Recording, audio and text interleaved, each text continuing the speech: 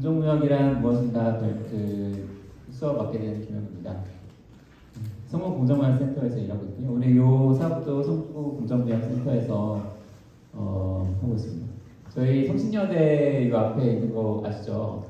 거기 이제 근처에 저희 그 센터 마련이 되어 있고요. 2016년에 만들어져가지고 지금 계속 이런 지역 내 공정무역을 활성화하기 위한 다양한 사업들 진행을 하고 있습니다. 뭐 이런 대학생 대상으로 이런 프로그램들도 하고요. 아니면은 지난주에는 이제 그 학생들 대상으로 뭐 사상대회 이런 것도 했고, 저희가 찾아가는 좀 이따가 이제 설명드리겠지만 찾아가는 공정무역교실이라고 저희가 연애 그 학교에 찾아가서 교육하는 거를 이제 80학급 2,000명 정도 하고 있고, 그리고 이제 뭐 그런 지역 내 공정무역 상품들을 많이 취급할 수 있게 하는 그런 일들 하고 있습니다. 네. 우리 공정무역이 뭔지 요새는 대부분 다 아시더라고요. 특히 그 교과서에 있더라고요. 많이. 그래가지고 교과서 이런서 학교에서 배웠다 이런 얘기들을 많이 하시는데, 저 공정무역 뭐냐 물어보면 되게 이제 이렇게 얘기를 하세요. 커피, 초콜릿, 설탕 같은 상품을 생산자에게 더 유리한 거래 조건으로 거래하는 무역, 뭐 이런 식으로 이제 되게 설명을 해주시거든요. 근데 저는 이 설명에, 이 정의에 좀 문제의식이 있습니다. 왜냐하면 생산자에게 더 유리한 거래 조건을 주잖아요. 그러면은 왠지 좀 손해를 보는 거 같잖아요. 원래 안 줘도 좀 되는 돈인데 주니까. 그래서 공정무역을 어떻게 인식하느냐, 인식에 대한 조사를 해보면 제일 많이 나오는 게 비싸다예요. 근데 왜 진짜 비싸냐? 실제 있었던 얘기입니다. 그 아름다운 커피라고 하는 그 커피 매장이 있었던 적이 있어요. 그 공정무역 매장인데 그 바로 옆에 스타벅스 매장이 있었어요. 바로 완전 바로. 스타벅스 카페는 커피가 4,300원이라고 했고, 그 커피 그 공정무역 그 아름다운 커피는 4,000원이었거든요. 가격 차이가 사실 많나요? 근데 다만 우리한테 느끼는 걸 그렇게 느끼는 거죠. 비싸다고. 왜냐? 농부들에서 주니까 비싼 거 아니야, 당연히. 이렇게 느끼는데 저는 이제 뭐 그런 어떤 오해가 있다고 생각하고, 그러면은 그 공정하다는 게 무엇이냐, 무역에 있어서의 공정한 게 무엇이냐에 대해서 우리가 좀 살펴봐야 되는데, 일단 뭐 정의를 내리자면 공정은 공평하고 올바른 거라고 합니다. 그러면 공정무역이라는 건 보다 공평하고 정의로운 관계를 추구하는 국제무역, 이렇게 정의가 될 텐데, 그러면 이런 무역이 어떤 건지 한번 좀 살펴볼게요. 2013년에 있었던 어떤 일이에요. 무역과 인권에 관련된 얘기 먼저 하려고 하는데요. 그 방글라데시의 라나플라자라고 하는 건물이 무너졌습니다. 무너져가지고 1,000명이 넘는 분이 돌아가셨거든요. 1,100 몇 분이 돌아가셨어요. 네, 1,129분이 돌아가셨는데, 그 어떤 그 건물의 원래 설계는 4층짜리 설계였어요. 근데 이미 7층이었고요. 그리고 9층을 쌓다가 무너졌습니다. 여기서 무슨 일들이 있었냐? 여기는 우리 저기 동대문 가면 평화시장 있잖아요. 봉제 공장들 있죠. 봉제 공장이 모여 있었던 곳이었어요. 여기에서 일하고 있었던 분들의 평균 급여가 한 4만 원, 월 급여. 여기에서 이제 그러면 무너진 잔해에서 어떤 로고 같은 것들이 발견이 됐는데요. 발견된 로고가 뭐 H&M이라든지 아니면 아메리칸 어페럴 이런 브랜드들이 실제로 나왔다고 해요. 네. 근데 되게 좀 안타까운 건 뭐냐면, 우리 삼풍백화점 무너졌을 때도 99년도에 그때도 그랬지만 이게 무너질 거라고 한다는 예측은 있었어요. 심지어 그 전날, 무너지기 전날 TV 프로그램으로 이렇게 방영이 됐어요. 이게 무너질 수 있다. 지금 보시면 이게 그냥 이 전층이 다 그 봉제 공장은 아니에요. 그래서 2층 같은 경우에는 은행도 있고요, 가게도 있고 그래요. 근데 여기서 그 2층에 있던 분들 그래서 출근 안 한 거예요. 그냥 무너진 당일에. 네, 무너질 것 같다는 그런 리포트가 나오고, 이분들은 출근 안 하고 위에서 그 봉제 공장에서 일하는 노동자들만 이날 안 나오면 이제 뭐 페널티 같은 걸 먹인다고 하니까 어쩔 수 없이 갔다가 이렇게 돌아가신 거죠. 이거 우리 잠깐 아까 얘기 들었지만 아동노동 관련된 카카오가 아동노동으로 굉장히 문제가 되는 그런 산업 중에 하나인데 전 세계의 아동노동 인구는 한 1억 6천만 명 정도 됩니다. 그 중에 이 카카오는 한 156만 명 정도 되는 어떤 어린아이들이 일을 하고 있다고 해요. 좀 다른 산업들과 양상이 다른데 이 카카오가 특히 문제가 되는 건 아예 산업 구조 자체. 카카오 우리가 즐겨 먹는 그 초콜릿을 만드는 카카오 산업 자체가 이 아동노동이 없으면 굴러가지 않는. 왜냐하면 카카오의 그 가격을 싸게 유지해야지만 지금 그 산업 구조가 이제 존재할 수 있거든요. 존재할 수 있는 수준이거든요. 네, 그렇게 아주 이 아동노동과 밀접한 연관이 있는 그런 산업이에요. 네, 근데 이게 뭐 아동노동 우리 SDGs라고 하면 원래 처음 SDG 해가지고 뭐 2001년부터 15년 동안 하고 2015년부터 SDG 해가지고 지금 이렇게 지금까지 2024년까지 오고 있는데 15년씩 계획해가지고 그러면은 줄어야 되잖아요. 매해 늘고 있는 게 문제인 거죠. 아동노동이. 지금 10년 정도를 제 156만 명이라고 그랬잖아요. 근데 그 10년 전과 비교하면 50% 정도 아동노동 인구가 늘어났습니다. 왜 그러냐? 카카오 소비량이 늘어나니까 그만큼 아동노동 인구는 또 점점 늘어나는 거예요. 2000년대 초반에 2001년에 그 미국에서 카카오 산업에서 아동노동을 없애겠다. 2001년도에 했거든요. 근데 그 이후로 2배가 넘는 아동노동이 늘어난 거예요. 이걸 보면은 왜 계속 이렇게 늘까? 이런 생각이 드는 거죠. 이거 인권에 관련된 무역과 인권에 관련된 이야기였다면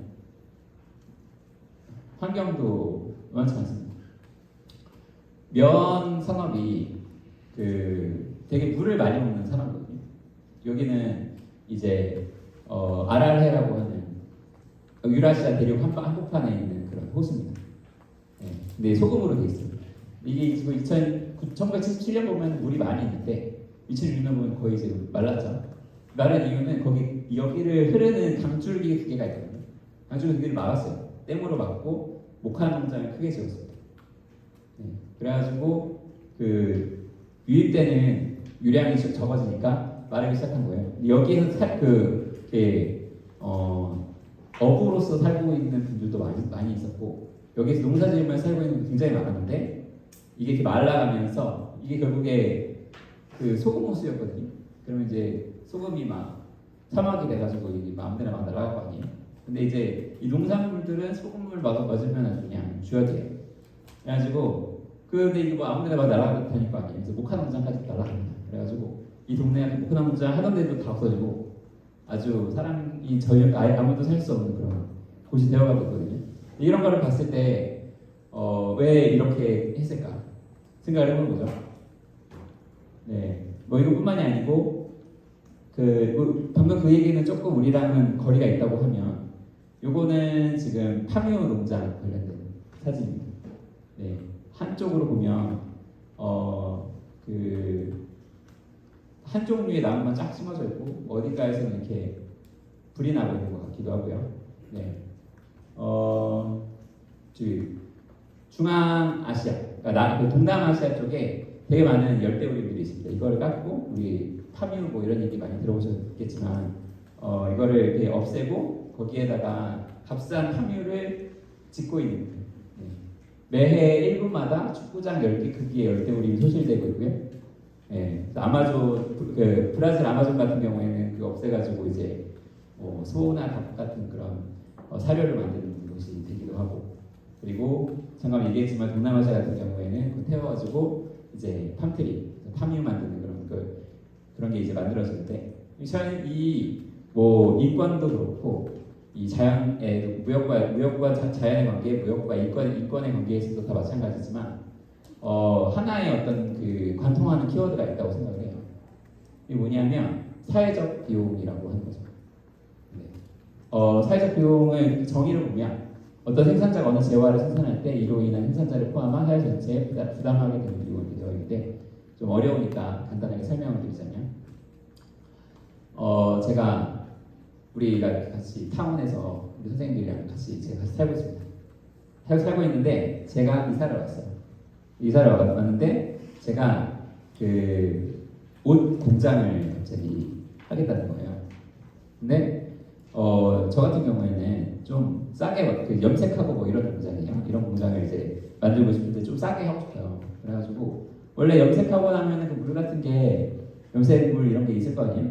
근데 이거를 잘 정수해가지고 그 폐기를 해야 되는데 그런데 그걸 이제 그런 어떤 정수 시설을 내가 이제 만들려면 돈이 많이 들잖아요. 그러면은 안 만드는 거죠. 그리고 비 많이 올 때 이거 몰래 버렸어요.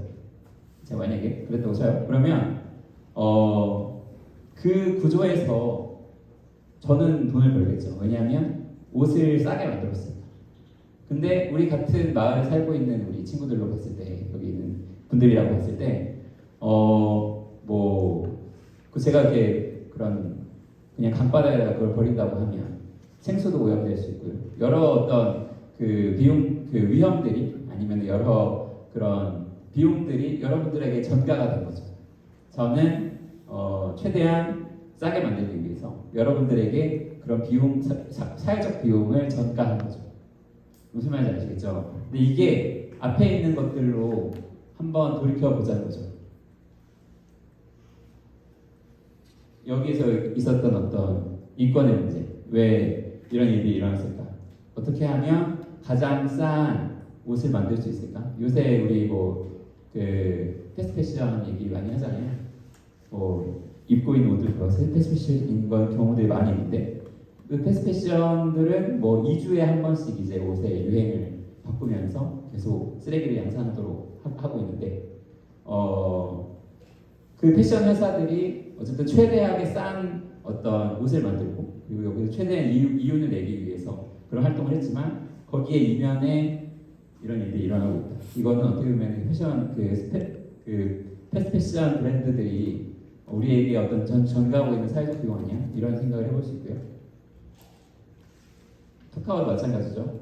우리 가보면 가나 초콜릿 요새는 조금 가격이 올랐던데 막 1,000원 이랬잖아요. 1,000원짜리 초콜릿을 만들기 위해 이렇게 된 거죠. 사회적 비용이 전가된 거라고 생각할 수 있을 것 같아요. 네. 여기 환경 문제는 더할 날이 없죠. 우리가 지금 기후 가열의 시대에 살고 있다고 하는데 거기에 어떤 기반이 되고 있는 모든 산업들, 그 산업들이 계속 값싼 무언가를 만들기 위해서 우리 지구 전체에다가 사회적 비용들을 그냥 냈기 때문에 그냥 최대한 나는 그걸 이제 이 어떤 기업들은 최소화하고 그걸 사회적으로 전가했기 때문에 이런 일이 일어나는 거 아닐까? 이렇게 고민을 해볼 수 있는 거죠. 공정무역은 그런 겁니다. 이 사회적 비용들을 그 값으로 치르는 거죠. 그 비용들을 사회에 전가하지 않고 제 값을 치르는 거라고 저는 생각을 하거든요. 네, 공정하다는 건 아리스토텔레스 얘기를 써놓긴 했지만 각자에게 합당한 자기의 몫을 돌려주는 거라고 하면 공정무역은 그걸 이제 사회에다가 전가하는 게 아니라 합당하게 대가를 지불하는 거 아닌가 그런 생각을 해볼 수 있을 것 같아요. 정의로 보면 이렇게 됩니다. 네. 여기에는 그냥 사회적 비용이나 이런 얘기가 없기는 하지만 저는 되게 좋아하는 구절입니다. 이거는 파인이라고 공정무역을 하는 되게 다양한 사람들이 있는데 그 사람들이 모여가지고 한 일주일 정도 회의를 해가지고 만든 문장이거든요. 이거를 일주일 동안 굉장히 이 단어들마다 함축되어 있는 얘기가 있긴 하지만 끝까지 얘기하면 너무 졸릴 것 같으니까 중요한 게 저는 되게 좋아하는 말이 거래 기반의 파트너십이라는 거예요. 그냥 거래만 하는 게 아니고 그들과 그러니까 내가 공정무역 회사라면 내가 거래하고 있는 사람들과 파트너가 된다. 파트너라고 하는 건 이제 일방적 관계가 아니라 이런 거잖아요. 내가 죽었어요. 그러면은 파트너는 되게 힘든 어떤 그런 그 시간을 겪겠죠. 이런 관계, 어느 한쪽이 뭐 이렇게 우위에 있는 게 아니라 우리가 서로 돕는 관계, 그리고 우리가 서로 도와야만 살 수 있는 관계, 이런 거를 파트너라고 생각을 하는데 공정무역은 중요하게 생각하고 있는 거죠. 거래 기반의 파트너십. 네. 그래서 원칙들을 지키면서 그런 것들을 하고 있는데요. 네, 아까 시원씨 잠깐 보여주셨었는데 제가 좀 이따가 좀 더 자세하게 설명을 드리겠지만 이 거래를 기반으로 하고 있는 파트너십이라는 거죠. 네, 그걸 이제 어떻게 보장을 하느냐, 이 10가지의 원칙으로 보장을 합니다. 네, 사회적 원칙 4개, 그리고 사람의 원칙 4개, 환경과 이렇게 홍보한다, 뭐 이런 내용인데, 경제적으로 소외된 생산자를 위해 기회제공이 첫 번째 원칙이에요. 공정무역 하다 보면은 이런 얘기 진짜 많이 합니다. 우리나라도 힘든 분들 많은데 왜 해외 농부들한테만 이렇게 해줘야 돼? 뭐 이런 얘기 많이 듣는데요. 경제적으로 소외됐다고 하는, 특히 그 정의상에는 남반구까지 써 있는데, 우리의 문제는 사실 어떤 분배의 문제라고 생각을 하는 거죠. 완전 이 경제개발 혜택으로부터 소외된 제3세계 개발국 분들에게 기회를 제공해야 한다. 투명성과 책무성은 이제 공정무역이 나온 어떤 되게 중요한 이유예요. 그러니까 어떤 거냐면 옛날에 1988년쯤에 멕시코에서 어떤 분이 커피를 기르고 있었던 거예요. 커피를 기르고 있는데 뭐 지금이야 이제 뭐 핸드폰도 있고 그러니까 다 가능합니다. 이렇게 정보를 얻기가 쉬워요. 근데 그 당시에는 그런 게 없었을 거 아니에요. 그리고 차도 없고 막 그랬을 거예요. 근데 산골짜기에 사시는 농부분이 커피를 이렇게 여기서 키워요. 그러면 어떤 코요테라고 하는 사람들이거든요. 그 사람들이 올라옵니다. 그러면 너네 뭐 차도 없고 하니까 내가 이거 싣고 팔아줄게. 밑에 시장 가가지고. 근데 요새 밑에 시장 경기가 별로 안 좋아. 아니면 너네 상품이 좀 별로인데 내가 퀄리티가 좀 별로인데 내가 그래도 너네 도와주는 입장에서 좀 사줄게. 이런 얘기를 하면서 커피를 가지고 갑니다. 굉장히 싸게. 네. 그렇게 가지고 가가지고 이제 파는 일들이 계속됐던 거예요.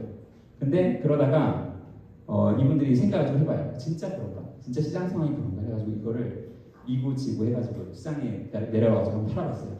그랬더니 원래 뭐 1달러를 벌었던 게 2배를 벌었다. 그런 걸 이제 레포트가 있거든요. 네. 그게 이제 중간 상인들이 거짓말을 한다거나 그런 방식으로 이 농부분들을 좀 핍박했던 거예요. 그래가지고 공정무역 두 번째 원칙은 투명성과 책무성, 그런 의미입니다. 이 거래를 투명하게 해야 됩니다. 그리고 공정한 무역 관행, 이거는 지속적으로 무역을 해야 한다는 얘기예요. 공정무역 얘기하면 제일 많이 많이 나오는 얘기 중에 하나가 특히 커피 업계에서 다이렉트 트레이딩이라고 하는 얘기를 들어본 적 있을지 모르겠는데요. 커피 좋아하시는 분들 계시면 뭐 리브레라든지 이런 브랜드, 아니면은 저 강릉에 있는 거 뭐죠? 강릉에 있는 되게 유명한 커피숍, 서울에도 많이 생겼는데 네 글자인데 뭐죠? 네? 테라로사. 네, 그런데도 가보면 써 있어요. 우리는 다이렉트 트레이딩 한다. 다이렉트 트레이딩은 뭐냐면 농부들이랑 직거래합니다. 공정무역으로 굉장히 유사해요. 근데 뭐가 다르냐면 요게 좀 달라요. 공정한 무역과는 장기적으로 거래하는 게 이제 공정무역의 되게 중요한 지점이거든요. 네. 그래서 장기적으로 중요한 게 거래하는 게 뭐가 중요하냐? 그러면 이 농부의 입장에서 봤을 때는 그런 거죠. 언제, 그러니까 이 시장 내에서의 파워라고 해야 될까요? 이런 것들이 되게 중요해지는 거예요. 시장 내에서 파워가 이제 그런 다이렉트 트레이딩 같은 경우에는 사가는 쪽이 훨씬 크겠죠. 근데 공정무역은 그런 거를 좀 없애기 위한 장치들을 마련을 하거든요. 그래가지고 뭐 농부들끼리 협동조합을 만들게 한다든지 뭐 이런 방식으로 거래를 하는데 그게 이제 공정한 무역 관행이라고 보시면 되고요. 그리고 공정한 가격 지급. 이거는 이제 공정무역에 이제 농산품들의 가격이 굉장히 이 오르락 내리락이 심해요. 농산품들이 그렇잖아요. 원래 그래가지고 그 농산품들의 가격이 굉장히 오르막 내리락이 심한데 아주 많이 내려갔을 때는 농부들이 자기의 어떤 삶을 충분히 살지도 못하는 상황에 처하거든요. 근데 그 공정무역은 최저 가격을 보장하거든요. 그거를 이제 공정한 가격 지불이라고 하고요. 그리고 요게 이제 어떻게 보면 이 공정무역을 하는 소비자 국가에서 하는 거라면 밑에는 그 공정무역 그 생산자 단체에서 해야 되는 건데 아동노동 강제노동 금지 그리고 차별 금지 그 협동조합과 아까 한다고 했잖아요. 거래를 협동조합이 그 조합 내에서 차별이 있으면 안 됩니다. 되게 우리야 그래도 민주주의 이런 게 좀 올라갔잖아요. 근데 그 제3세계 가보면 안 그런 것도 되게 많습니다. 예를 들면 뭐 인도나 뭐 이런 데 가보면 여전히 카스트가 존재하고 네팔 이런 데 가봐도 마찬가지지만 네, 여전히 카스트와 성별 어떤 그 차별이 심한데 여기에서는 그 조합 내에서 그런 차별이 있으면 안 된다. 그리고 1인 1표로 어떤 그 결정을 해야 된다. 그 중요한 의사 결정을 할 때 조합이 그래서 이런 것이 있고요. 그리고 양호한 노동 조건을 보장해야 되고 생산자 연령 강화를 지원을 해야 됩니다. 이런 것들은 다 이제 그 검사관들이 가요. 제3자가 가가지고 검증을 합니다. 이게 진짜 그렇게 지켜지고 있는지. 그래서 뭐 환경 존중 당연히 그렇고요. 그리고 쓸 수 있는 아예 농약 그 농약 중에 무엇을 쓸 수 있고 무엇을 쓸 수 없고 이런 거 다 정해놓거든요. 그런 걸 하면서 환경 존중을 어떻게 하려고 해요.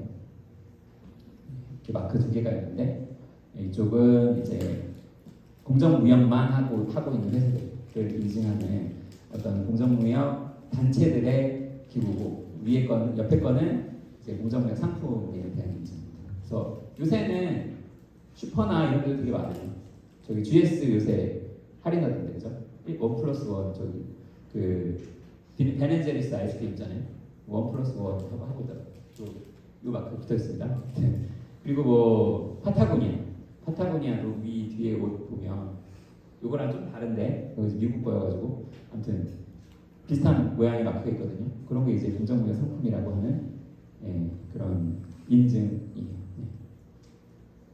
뭐 제 교육은 여기까지고 저희가 그 지금 리빙랩 하고 있는 거잖아요. 그래서 저희가 어떤 사업을 하고 있는지 조금 그 설명을 드리자면 잠깐 말씀드리긴 했지만 뭐 이런 대학생들이랑 하는 것도 하고 요새 좀 걱정인 거는 걱정까지는 아니지만 그 저희 센터 2층이 약간 그 대관 공간으로 만들어놨습니다. 그래가지고 그렇게 좀 이런 사업들 하면서 회의 같은 거 해야 되잖아요. 그러면은 저희 센터 오셔가지고 무료거든요. 네이버에 성북공정무역 센터 아니면 페어라고 치면 예약할 수 있어요. 그래서 예약해가지고 쓰셔도 되고요. 네. 그런 사업도 하고 있고 그리고 저희 인스타그램 보면은 사업들 다 올라와 있긴 해요. 그래서 뭐 요새 좀 재밌게 하는 거는 그 공정 여행이라고 지역에 그 좀 지속 가능성을 좀 추구하는 매장들 이런 것들을 연결해가지고 이렇게 좀 투어하는 뭐 이런 프로그램도 진행하고 있습니다. 혹시 뭐 수업 중에 뭐 궁금하거나 한 게 있으실까요? 없으면 수업 마치겠습니다. 네, 감사합니다.